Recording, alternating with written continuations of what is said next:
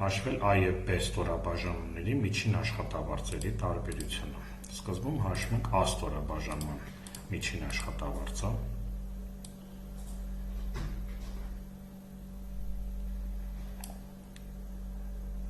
497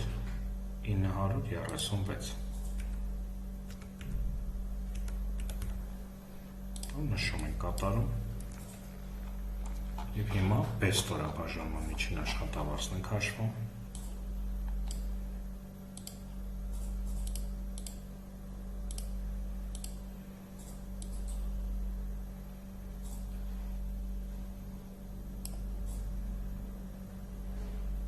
Ինք 111 867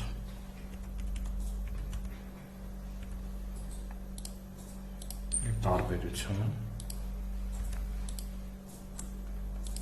13931 և գտնում ենք 13931 առաջին տարբերակը։ Հաջորդը հաշվել կրտսեր պաշտոն զբաղեցնող 1 երեխա ունեցող աշխատակիցների կշիռը կրտսեր պաշտոն զբաղեցնող աշխատակիցների թվում։ Նորից էլի հետարկում ենք բոլոր կատարված գործողությունները։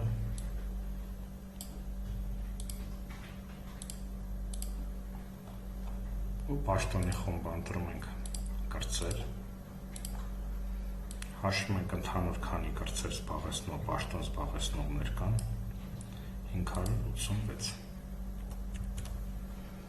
և հաշվում ենք, թե նրանցից քանիսը ունեն 1 երեխա։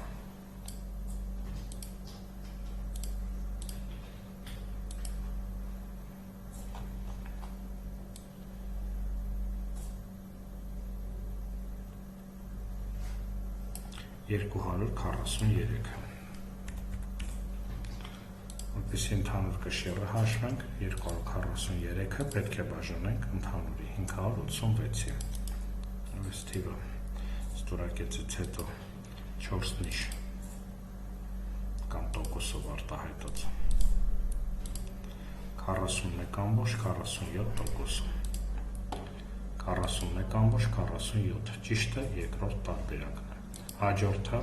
հաշվել B ստորաբաժանման վարորդական վկայական ունեցող աշխատակիցների միջին աշխատավարձի կրկնապատիկը։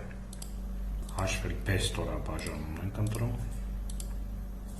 և վարորդական վկայականի առկայությունը, այո, B ստորաբաժանման վարորդական վկայական ունեցող աշխատակիցների միջին աշխատավարձի կրկնապատիկը։ Միջին աշխատավարձը նշում ենք այստեղ 507,556 կրկնապատիկը գտնելու համար այն բազմապատկում ենք 2-ով 1,15,112 1,15,112 ճիշտ պատասխանը երկրորդ տարբերակն է։ Հաշվել ամենացածր աշխատավարձ ստացող 100 աշխատակիցների աշխատավարձը 20%-ով բարձրացնելու համար պահանջվող գումարի լրացուցիչ չափը։ Մեր տեղեկատվական բազայում հետարկում ենք բոլոր կատարված գործողությունները և ընտրում ենք ամենացածր աշխատավարձ ստացողների առաջին հարյուրակին։ Նայում ենք count քանակը պետք է լինի 100, միջին աշխատավարձը 189,000, ընդհանուր աշխատավարձը 18,900,000։ Նշում ենք այս թիվը 18,900,000։ 20%-ը հաշվելու համար թիվը պետք է բազմապատկենք 20-ով բաժանենք 100-ի և ճիշտ պատասխանը կլինի 3,780,000։ Ենթադրյալ պատասխանների մեջ գտնում ենք 3,780,000։ Ճիշտ պատասխանը երկրորդ տարբերակն է։ Շնորհակալություն։